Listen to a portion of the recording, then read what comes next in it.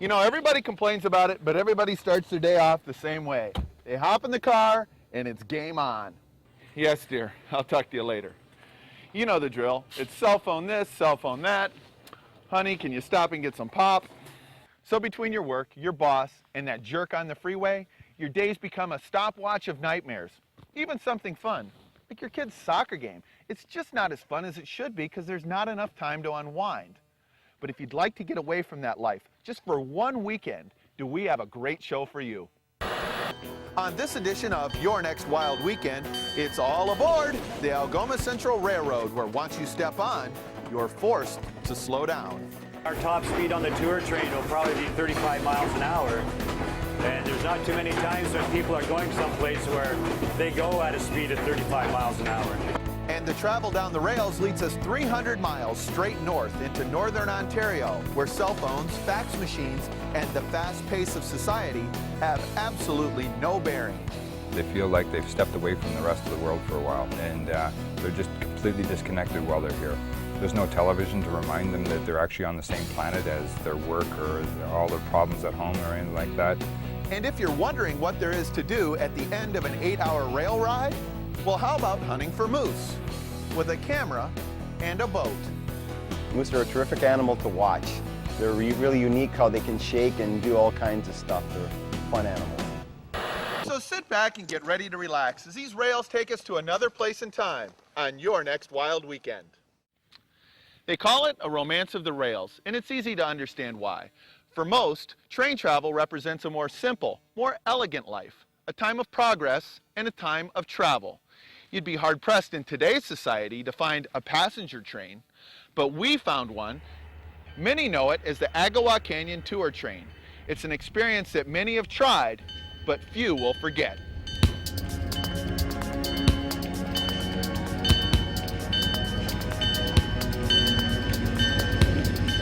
Yeah, up in here in northern Ontario, north of Sault Ste. Marie, we're still serviced by trains. We run on the Algoma Central Railway, we run freight trains every day. We have our tour train that we're on right now that goes up to Agawa Canyon. Plus we also have a regular passenger train that takes people all the way up to Hearst, Ontario.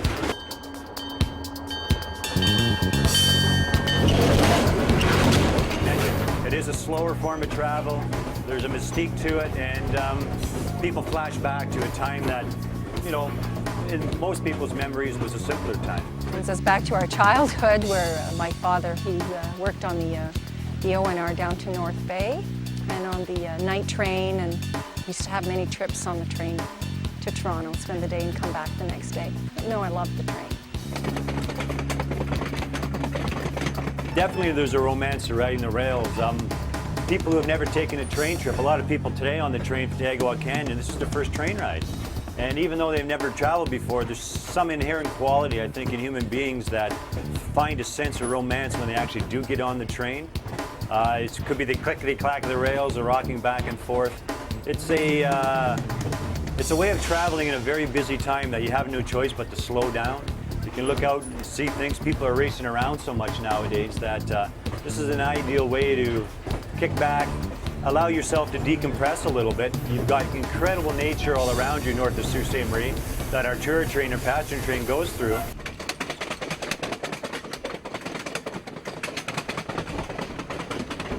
We're now just about to start crossing the Montreal River Trestle, one of the highlights of the trip on the Agawa Canyon tour train. This is at mile 92. The trestle is a curved trestle, one of the few curved trestles in the world. It's 130 feet down to the base of the trestle, and the trestle is 1,550 feet long. There's power dams, another 3 power dams south of this, and this trestle here in the power dam below, the power dam supplies power to Great Lakes Power Brascam, which feeds Sault Ste. Marie and the surrounding region.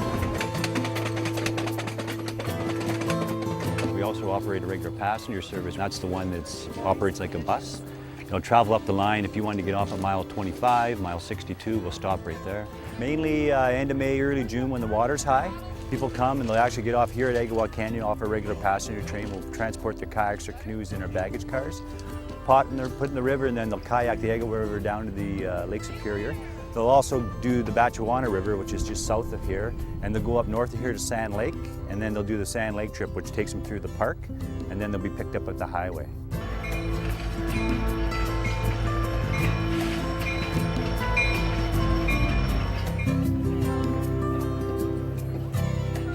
The park is the jewel in the crown. It is the reason why we have an Agawa Canyon tour train. Back in the 50s, as more and more people learned about the canyon, they wanted to get off here. So about 1952, they cleared the first areas for the picnic tables. And we used to bring people up with a regular passenger train. And then it grew in popularity so well that by 1972, we started operating a dedicated tour train, which is the one we took up today. It was interesting when they would show like all the points of interest, and I really liked the lakes, that they were very pretty. And what's your favorite part of the trip so far?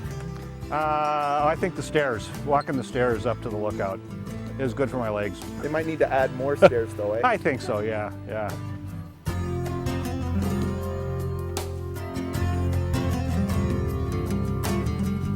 So this is kind of the crescendo of the trip, hey? Yeah, I mean, we always really recommend people to come up to the lookout. We like to say it's breathtaking in two ways. You're going to walk up just about 300 steps, 250 feet up the side of the canyon wall. You'll be a little winded when you get up here, but the view is well worth it. It's just spectacular.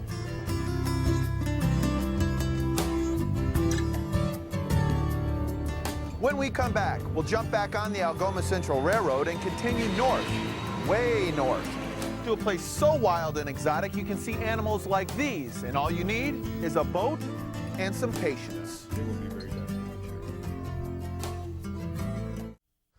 Hello and welcome back to your next wild weekend. I'm your host, Byron Goggin. Now, from the time you step off the plane or train here at Arrington's Wilderness Lodge, you can tell that there's something different about this place. It's like going back to a whole nother place in time. Most of our guests have stated this without any prompting on our part. They feel like they've stepped away from the rest of the world for a while, and they're just completely disconnected while they're here. There's no television to remind them that they're actually on the same planet as their work or all their problems at home or anything like that. They've been cut off. They couldn't drive here, so they've been cut off for a little while, and that is really important to people. They just feel like they've just left everything. It's gone. We're a remote resort. The only way to get here is by train or float plane.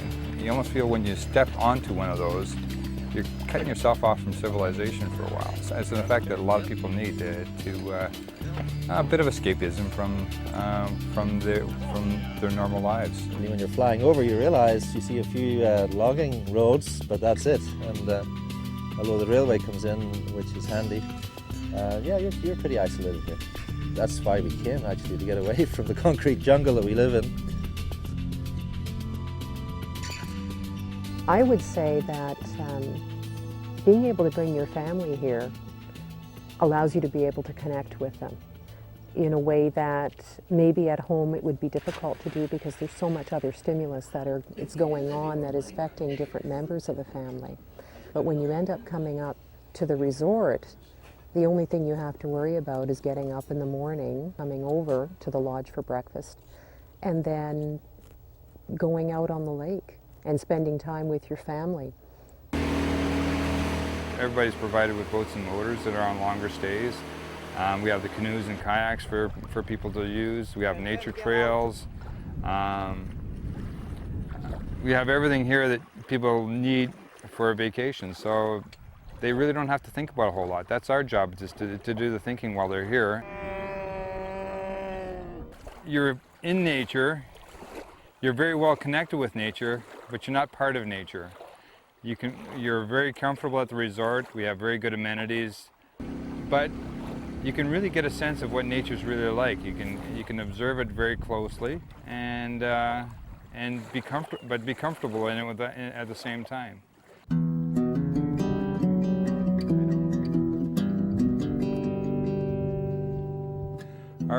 Our island is on the second largest lake in the Chapleau Game Preserve. The Chapleau Game Preserve is the largest area in the world where there's no hunting or trapping. It's over 3,000 square miles, and there hasn't been any hunting or trapping since 1925, which makes it a pretty unique area as far as wildlife and stuff like that. Well, this morning I took off and went up to the end of No-See-Um Bay, and on the way I was about 2 to 3 feet off of shore. And I came up to this point and I saw that there was something on the other side of the point. And so I slowed down, and it was a mama moose, and I watched her and drifted towards her, and I was getting closer and closer to her, and as I rounded the point, I saw the calf. And it was just the neatest thing to be able to see something like that. The guarantee is at least that the animals that you see won't be shot later in the season. And that's always a nice thing, I think, for some of the guests, to know that what they're looking at is protected. We got lots of black bear, moose. We've got a lot of loons. Actually, there's one out there with something really rare, which is triplet loons. Bald eagles, lots of ospreys, kingfishers. This is not an intimidating place to come to. There's wildlife here, but it's seen at a distance and usually from a boat. The resort is on an island, so even in that, your kids can run free without ever a concern about being lost. I was just going to say, this is not roughing it. We live in a log cabin that has everything that we have at home. I mean, what more could you ask for?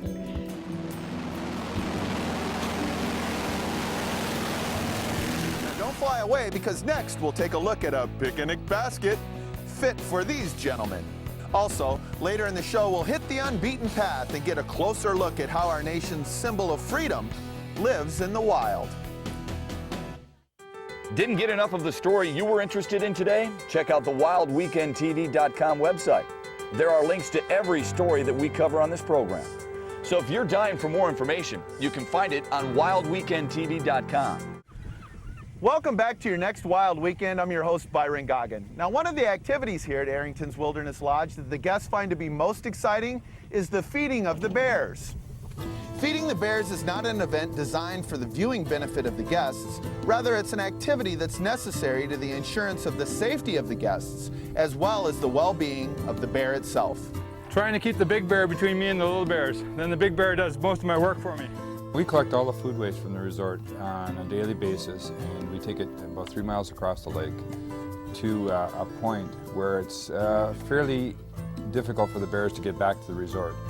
It's a very extremely long trek of about 20 miles. And the reason we do this is that we don't want any attraction on the resort to bring the bears over to the island. We want to take that attraction as far away from the resort as we can.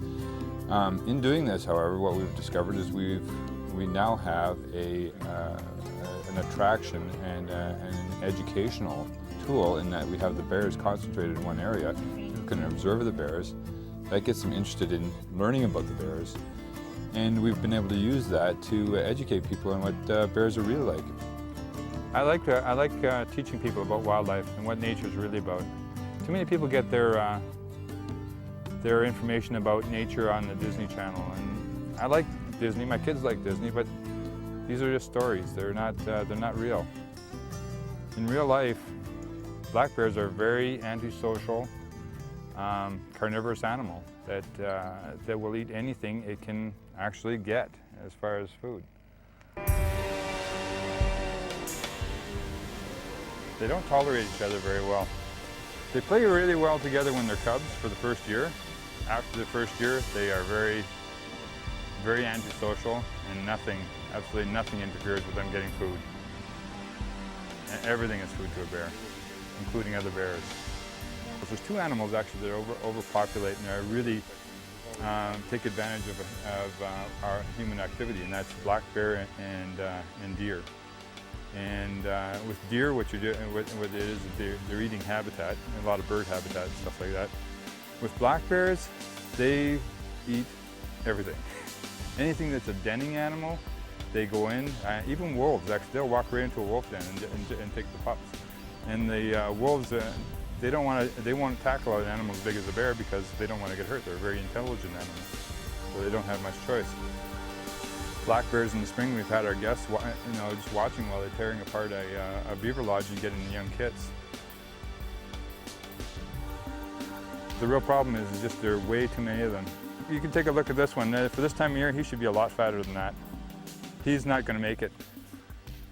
There's just not enough food in the area for the number of bears we've had. And with the overabundance of berries that we have now in northern Ontario, That stimulates the bear reproduction. Instead of getting 1 or 2 cubs, we're getting 4s and 5s. And there's way too many bears for the amount of food, the natural amount of food.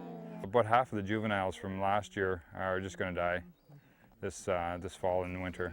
They'll just starve to death either before they hibernate or while they're hibernating. Have you ever seen bears before?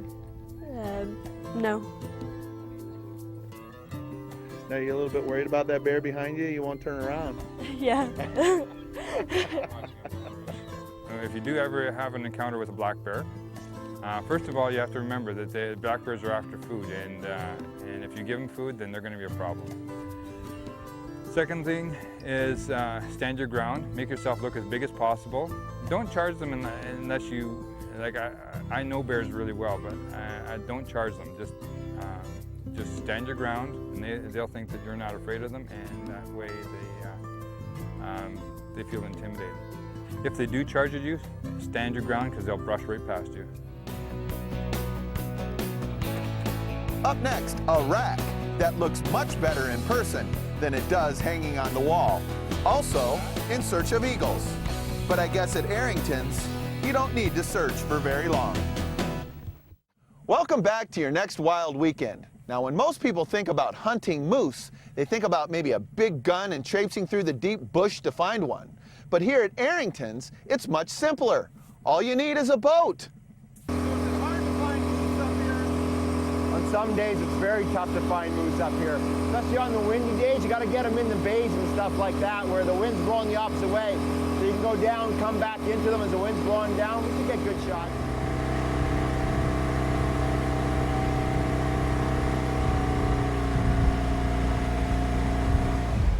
When he goes down under like that, he can't hear us at all.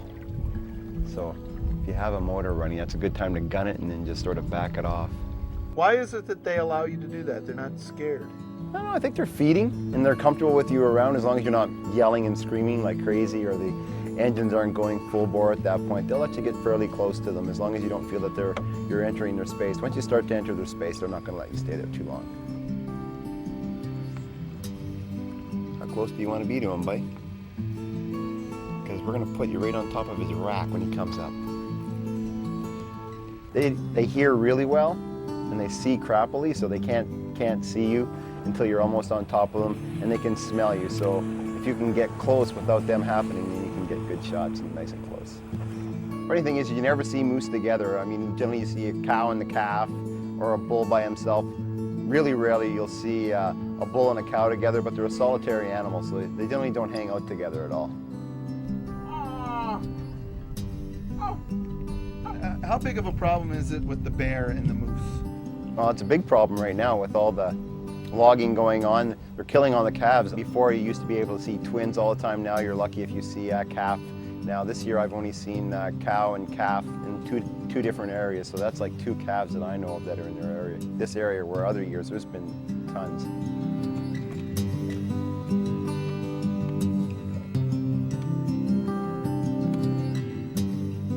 Moose are a terrific animal to watch. They're really unique how they can shake and do all kinds of stuff. They're fun animals. When we're out with guests and we get to see something big, they get really excited, and it's great to see the expressions on their faces. You come up on a big bull, and the closer you get to them, or a bear or whatever, at the time they get really excited. It's great entertainment.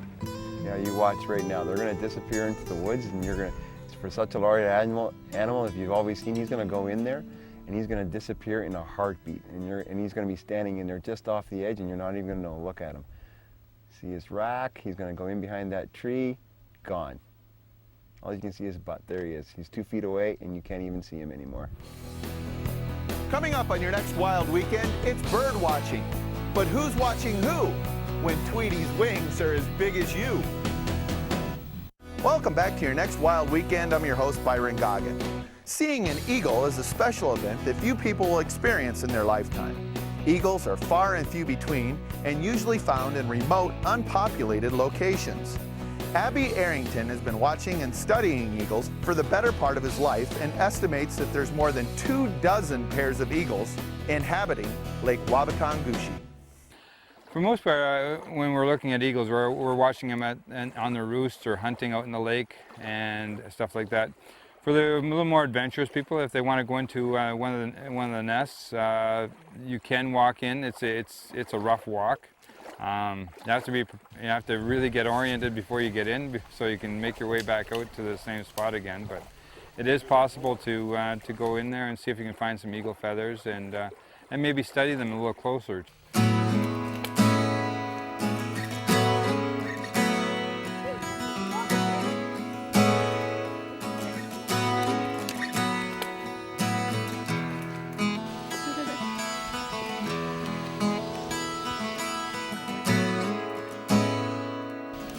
This is one of the eagles' nests on Wabatong, and we've got quite a few on the lake. The eagles have been roosting in this tree above us right now because the droppings on the ground, all the whitish droppings on the ground. So we're going to look around here a little bit more and see if we can find maybe some feathers. Could find some bones and stuff from some of the animals and birds that they've been eating and fish that they've been eating. It's kind of interesting. You kind of get more of a picture of what they're like when you look at what they've been eating.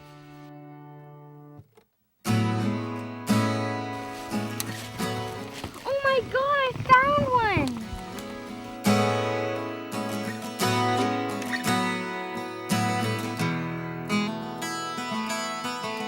The eagle population over the last 30 years has come up.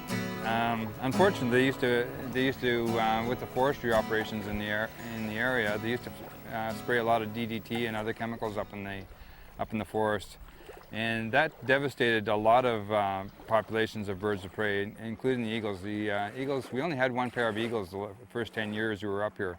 Over the last 20 years, we've probably got at least 20, 30 pairs over the whole lake of bald eagles.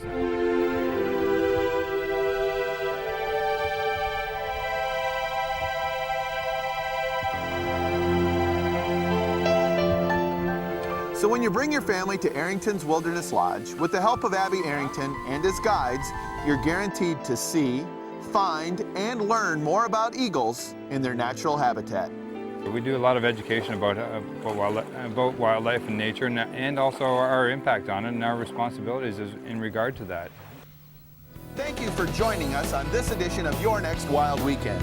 For more information about this particular adventure, you can log on to wildweekendtv.com, where you can find links to the Algoma Central Railroad or Arrington's Wilderness Lodge.